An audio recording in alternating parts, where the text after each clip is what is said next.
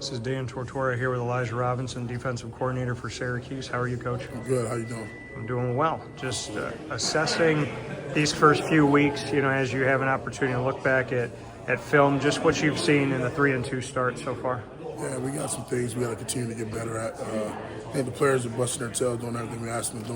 We got to do some things as a staff to keep putting them in their best position. But our guys did a really good job. They went out and played against Clemson on the road. Came home, and we got to get them ready to go that following week and be more consistent week in and week out. But the guys are doing what we asked them to do. We just got to get things going. What was that, in your opinion, when you look from Clemson and riding such a high and then struggling against Duke? I guess to give it some context, Duke is a lot better team than people give them credit for. But just what you saw between the Clemson week and the Duke week, why there was a drop-off of sorts? That's a great staff. Like I said, Duke's a great staff. Really good coaches over there, really good players. Like I said, we got to just have a 1-0 mentality. And like I said, we get 24 hours to celebrate it, and then once that win is over, we got to move on to the next week. And again, it's for us as a staff. We got to continue to do the things and get them ready to go. Our players do what we ask them to do, and we just got to put them in the best position to succeed. I know you talk about the staff, and I think one of your staff members had left to go on to another place. How do you adjust to something like that in the middle of the season? Yeah, that's football, right? People get opportunities. When they get it, we can't control, but I wish everyone the best, and I want everybody to have an opportunity to go do what they like to do. And so we don't want to hold anybody back, and the opportunity is best for him. We appreciate what he done while he was here. Like I said, but we got to move on and be next man up. So when you look kind of going piece by piece of this, the defensive line, David Reese, I mean, I don't know. I think it's been a long time since I've seen somebody that had muscles on muscles like David Reese has. He is obviously built for the position. I know that he's been trying to get after the quarterback and disrupt, but we haven't seen him get there yet. What have you seen from David Reese in the first few weeks? Yeah, I think when we look at that position, you got to look at a few different things. Is he creating pressure? Are we asking him to drop in coverage? What are we asking of him? Yeah. Like I said, the biggest thing too, you got to look back at not just are they throwing the ball up, is it a drop back pass versus a 3-step drop? Things like that. So there's a lot of different things that go into it when we ask Reese to do. I was just a really good player, so we don't just ask him to rush the pass. We ask him to drop in coverage. We ask him to spy the quarterback at times. So some things we ask him to do. Pressure-wise, I think our guys are doing a good job there, but we got, like I said, got to get home when it gives us an opportunity to get home. David Amapariola, I know he's kind of been a guy who could be a hybrid and do different things. What have you seen from him so far this year? David? Yeah. Yeah, I mean, he does everything. David Reese or David O? David Amapariola. Yeah, David O. Man, he's a joy to be around. Whatever we ask him, he's going to do. If I told him to go play nose guard, he's going to do it with the best of his ability. So he's a team player. He's going to do everything we ask him to do. I love having him around. Good energy, great effort. Antoine Delorier, being a true freshman, we know that there's been some awesome players that have come from Canada to Syracuse, but the question was, after Justin Barron, after Marlowe Wax Jr., what happens at linebacker? And Delorier has stepped up in such a huge way as a true freshman. He's been honored by the ACC. What are you seeing from him? He's a 1-0 type guy. Every day looks to get better. He's not satisfied. He doesn't read his newspaper clippings. He's a guy that shows up. I think he's one of the leaders on this team. For a young guy, I'm happy to have that guy. In the next few years, you're going to have a guy that's know how you're supposed to do things around here. So he's been a leader. He's been a guy that shows up every day and works his tail off. He studies. He's all about ball. So I love that for our linebacker room. And you look at the defensive back room, which is loaded. There's a bunch of different guys back there. A guy like Deuce Chestnut, who, when he was at Syracuse before, he was on an island playing corner. You have him playing safety. What is it about his game that you feel like he is better at that safety position, just what you've seen as he's grown? Yeah, again, he's mature at the safety position. He can see the field much better from there. I think we can get a lot of different things out of him from the safety position.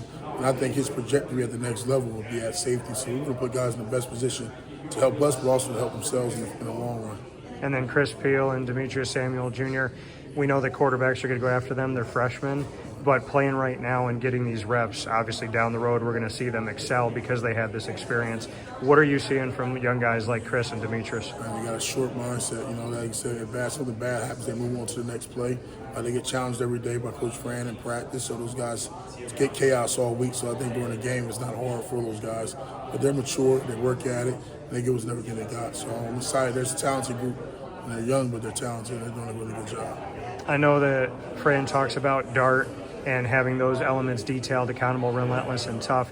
Beyond that, when you look at the pillars of your defense and being a defensive coordinator and overseeing the entire defensive unit, What are some of the things that you're looking for every week? What are you honing in on right now? Yeah, it's on the simple details of just your fundamentals. You know, we got to play great fundamental football.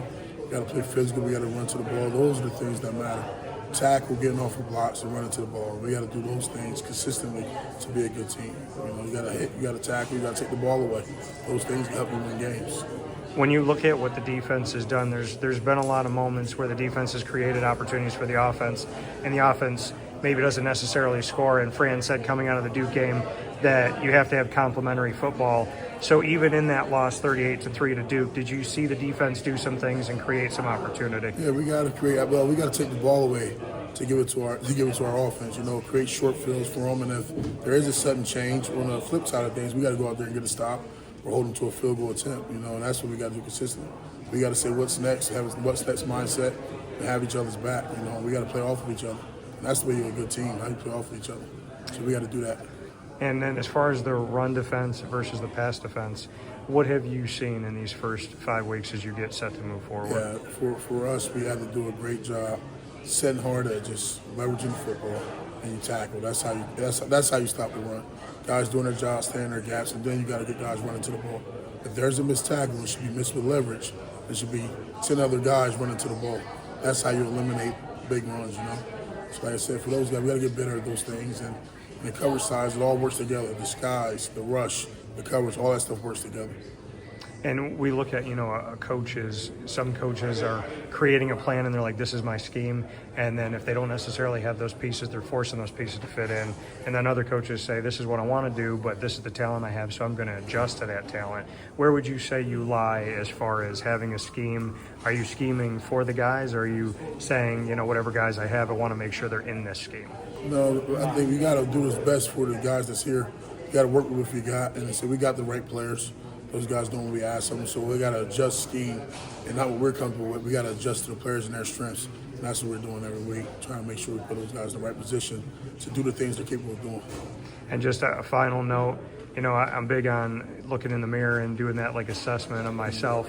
What have you seen from yourself through these first 5 weeks? Yeah, through the first 5 weeks, one thing we do, I think our guys did a good job in the second half adapting to the offices. For me, listening to the guys, what they like to do, what they prefer, and just listening to the staff and things the staff want to do. Like I said, it's a whole, we do things as a unit. It's not me just going there and say, hey, this is what we're doing. We're going to all talk about it, see what's the best for each group, and how can we put the best plan together for our guys. And also hearing our guys out and what they like to do as well.